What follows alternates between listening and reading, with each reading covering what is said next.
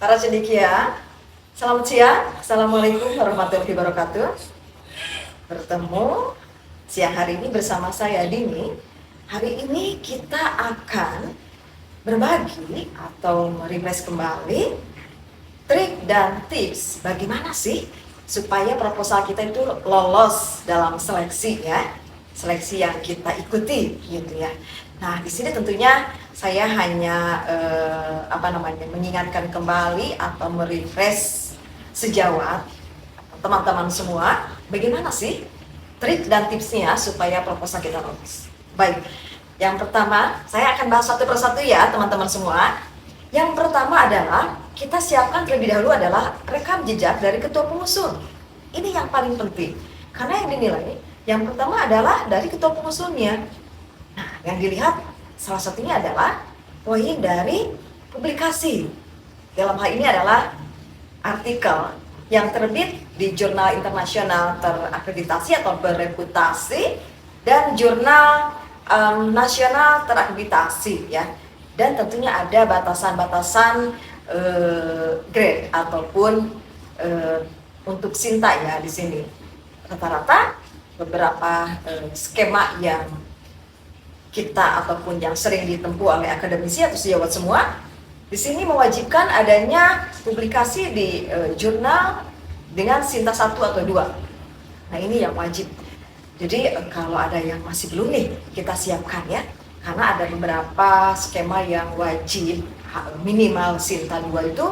Salah satunya adalah di para peneliti ataupun skema yang diambil yang disediakan oleh Dirjen Nakes dalam hal ini. Jadi salah satunya adalah skema PDUPT, penelitian dasar unggulan pendidikan tinggi. Nah, ini mengharuskan syarat minimal dari ketua pengusul memiliki rekam jejak di Sinta 1 atau 2 ya, minimal itu. Jadi kita siap-siap nih ketika kita akan berencana untuk mengusulkan tahun depan.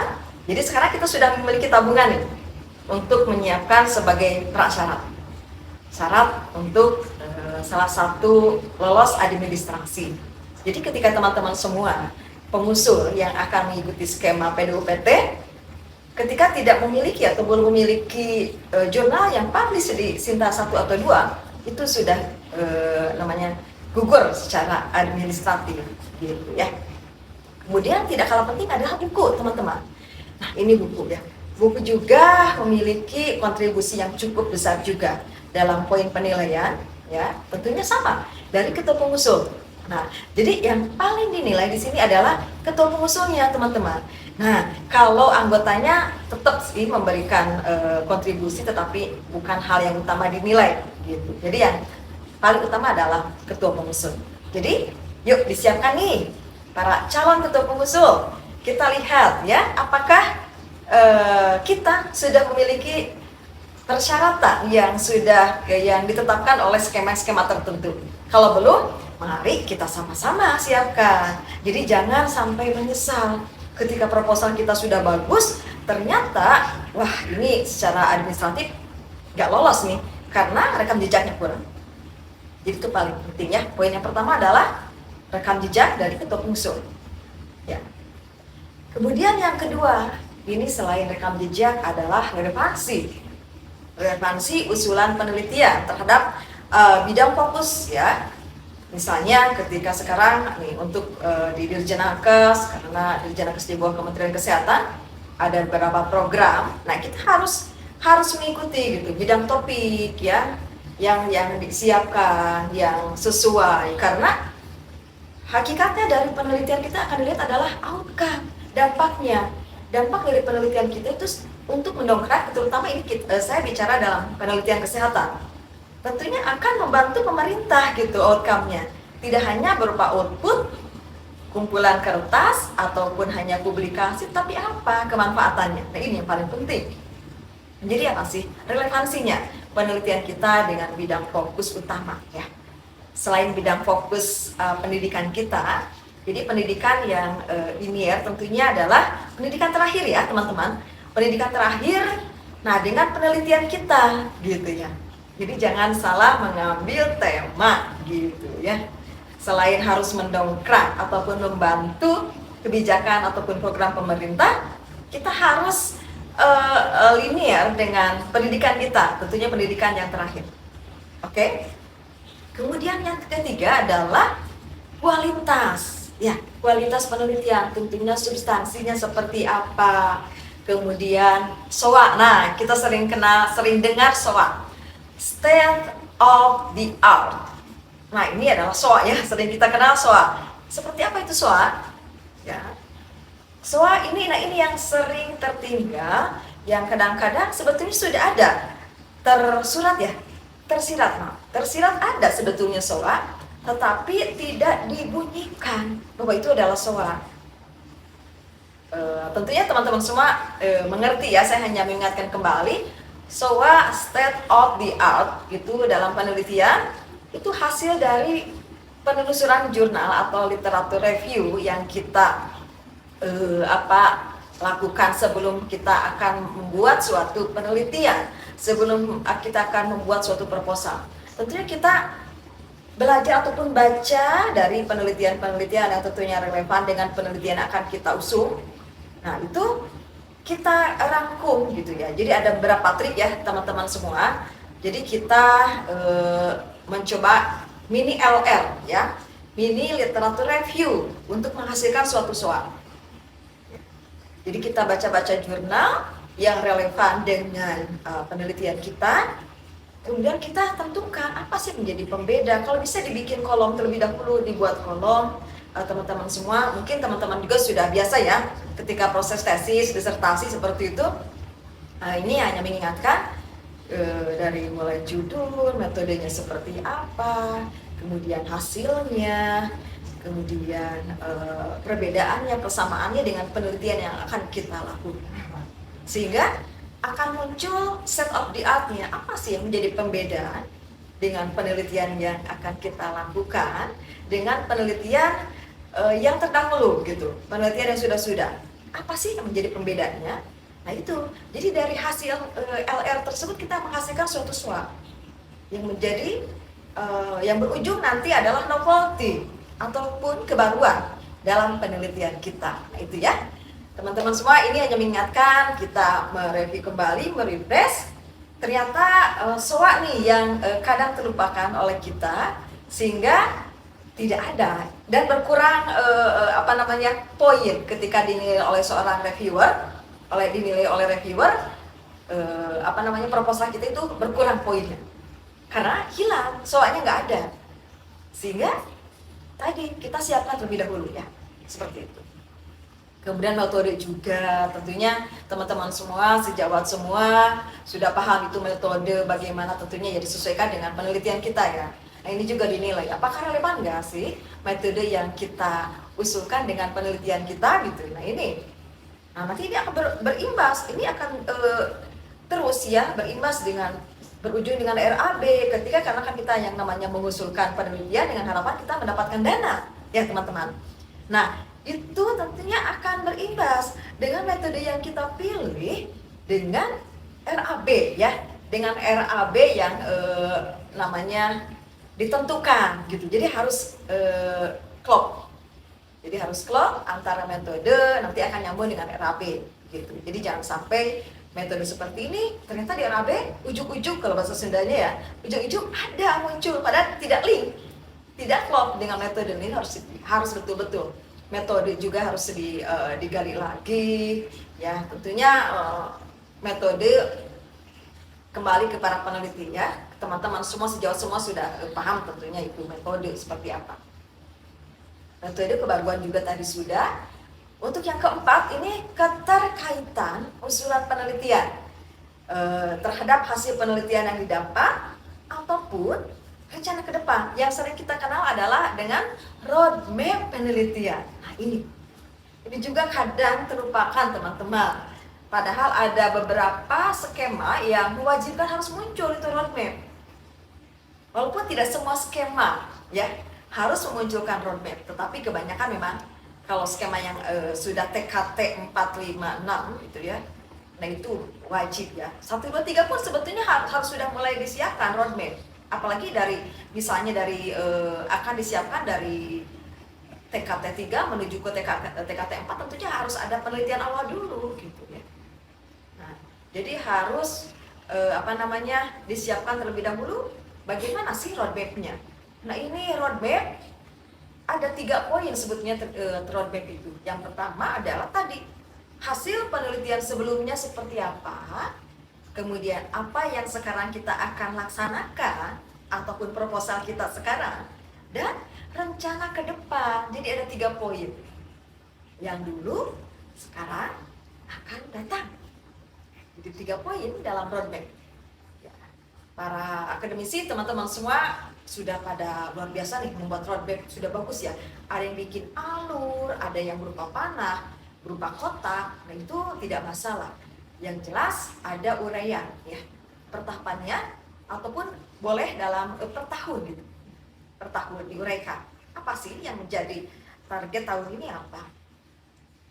Apapun yang lalu apa hasilnya? Sekarang apa? Tahun depan seperti apa? Jadi jelas luarannya gitu. Karena hakikat dari penelitian, apalagi kita penelitian yang betul-betul harus memberikan dampak kontribusi bagi pemerintah, apalagi didanai. Nah, ini kita beban moral juga ya teman-teman semua. Bagaimana sih memberikan kontribusi buat pemerintah gitu. Jadi harus jelas roadmap-nya. Apa sih luarannya? Targetnya per tahun seperti apa? Kesinambungan dari tahun sebelumnya, tahun sekarang, dan tahun akan datang. Gitu. Jadi ada 3 poin ya dalam roadmap. Kemudian tidak kalah penting teman-teman semua adalah ini yang sering terlewatkan juga adalah ini pembagian tugas dalam tim. Ada yang tidak menguraikan. Jadi yang namanya proposal itu yang jelas itu adalah tim. Namanya juga kan tim peneliti. Selain ketua pengusung, ada anggotanya yang tentunya sama berkontribusi juga, ya. Nah, di sini diuraikan sesuai dengan kompetensi bidang dari anggota ataupun anggota tim, ya. Kompetensi baik sesuai dengan bidang ilmunya, kemudian fokus penelitiannya, kemampuan ahlinya atau expertnya seperti apa dari seluruh anggota tim peneliti. Kemudian pembagian tugasnya diuraikan. Pembagian tugas diuraikan, kalau bisa per tahapan ya teman-teman semua. Jadi pembagian tugasnya rinci gitu. Jadi bukan hanya si A pembagian tugasnya membuat proposal, B analisis data, tetapi per tahapan. Jadi akan kelihatan kontrol dan akan kelihatan sejauh mana, sebesar apa kontribusi dari anggota tim peneliti. Seperti itu teman-teman. Kemudian yang keenam adalah luaran penelitian. Nah, ini luaran penelitian memang merupakan janji seorang peneliti ataupun tim peneliti terhadap pemberi dana. Karena dalam hal ini adalah yang menjadi kita bahas sekarang adalah proposal yang didanai ya. Ini luarannya itu kan kita bertanggung jawab, kita berjanji. Kita didanai segini, luarannya apa sih yang dijanjikan? Berupa apa? Nah, itu harus jelas setiap tahunnya. Kalau penelitiannya multi years, ya kalau penelitiannya hanya 1 tahun, tetap sih harus ada yang dijanjikannya. Gitu. Apa luarannya? Itu kita harus lihat. Jangan lupa sejawat semua untuk melihat panduan, karena setiap panduan berbeda. Yang tentunya para pemberi dana, ya penyandang dana, kita ikuti aturan. Kita jangan lepas dari panduan ataupun pedoman penelitian. Jadi harus lihat ke sana semua, ya. Jadi jangan kita berkreasi sendiri tetapi tidak sesuai gitu. Jadi percuma, tidak ada poinnya. Nah, ini nanti dinilai juga luaran penelitian yang dijanjikan seperti apa. Nah, ini kenapa sih harus disebutkan, harus ditulis dan secara jelas. Kalau bisa per tahapannya, per tahunnya. Karena di sini nanti teman-teman semua akan dilakukan monitoring, evaluasi oleh seorang reviewer ataupun tim reviewer dalam hal ini. Nanti akan dilihat, betul nggak sih tim ini sudah mencapai targetnya, sudah melakukan penelitian sehingga menghasilkan luaran yang sudah dijanjikan. Nah, itu. Jadi nanti akan tidak hanya dinilai hasil, tetapi akan dilihat tahapan, akan dimonef oleh para tim reviewer. Ya. Jadi alhamdulillah sekarang penelitian sekarang apalagi yang didanai memang betul-betul berkualitas, karena memang ada proses monef sebelum melaporkan akhir. Kita ada kontrol dulu, biasanya dilakukan monef. Nah itu jangan lupa. Jadi ketika kita belum mencapai target, ini menjadi beban gitu ya. Jadi hati-hati juga gitu. Karena misalnya dana sudah masuk ke kita, ke tim peneliti, ternyata wah masih jauh nih langkah kita. Oh masih ada nih hutang kita, padahal luaran sudah ditargetkan, sudah dijanjikan gitu ya. Jadi mari kita perhatikan, jangan terlupakan dari luaran tersebut. Luaran tadi yang dijanjikan sesuai dengan skema yang diambil, ada yang jurnal internasional bereputasi, jurnal nasional dengan akreditasi tertentu ya, kemudian buku ber-ISBN, HKI dan sebagainya. Nah itu adalah luaran-luaran. Luaran di sini ada luaran wajib dan luaran tambahan. Nah kita penuhi dulu luaran wajib. Jangan lupa luaran wajib adalah poin penting. Tetapi luaran tambahan juga sama memberikan kontribusi ya. Jadi tidak hanya udahlah saja cukup gitu yang wajib, kayak begitu juga. Jadi kalau bisa ya ada luaran tambahan. Jadi karena tidak mungkin kan, sayang juga sebetulnya buat poin kita ya, poin peneliti nih, seorang peneliti. Jadi beberapa dari penelitian kan bisa menghasilkan beberapa output selain jurnal, bisa buku, bisa HKI gitu kan. Nah itu sayang juga sebetulnya kalau hanya wajibnya saja seperti itu.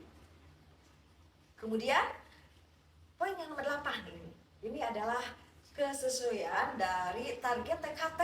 Nah teman-teman semua, sejawat semua, TKT mungkin sudah tidak asing lagi nih dari para peneliti nih, TKT.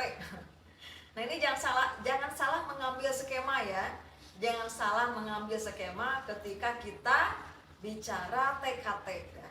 TKT tingkat kesiapan teknologi.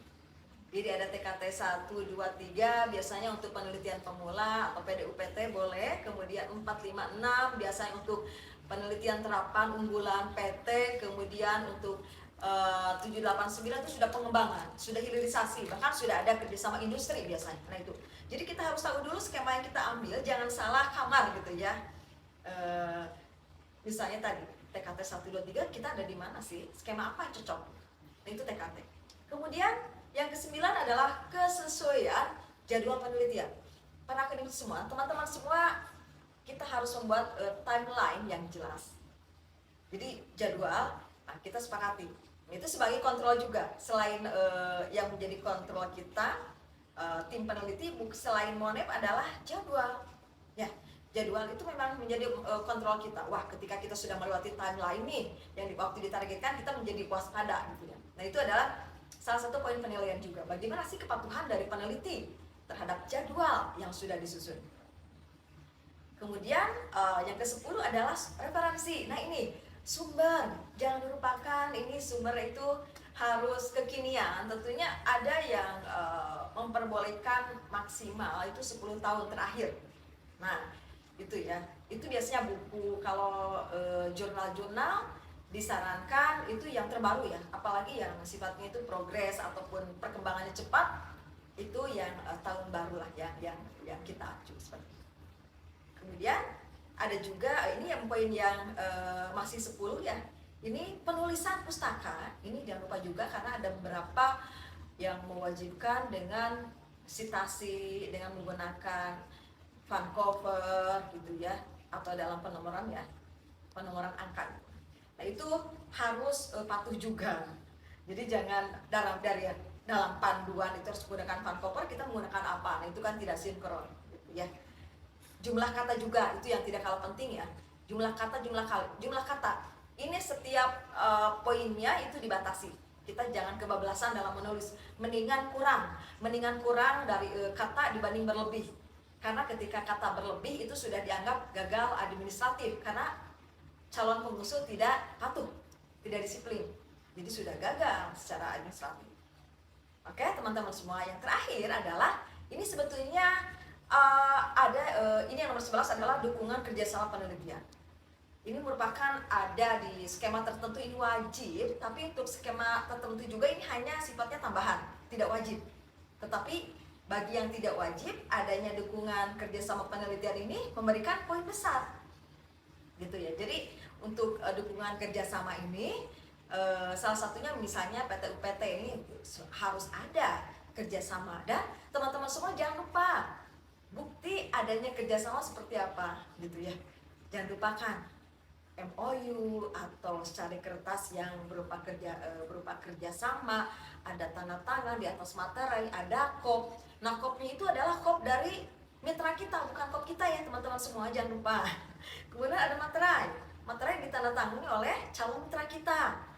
Kemudian ada bukti, berupa apa sih bentuk kerjasamanya gitu. Jadi ada beberapa skema, ada yang seperti untuk pengembangan itu yang sifatnya hilirisasi, ada kerjasama berupa in kind, in case, ya, ataupun kerjasama yang lain. Itu dituliskan dalam kerjasama, naskah kerjasama. Nah, itu jangan lupa. Yang biasa menjadi gagal administratif adalah tadi poin-poin tersebut ya.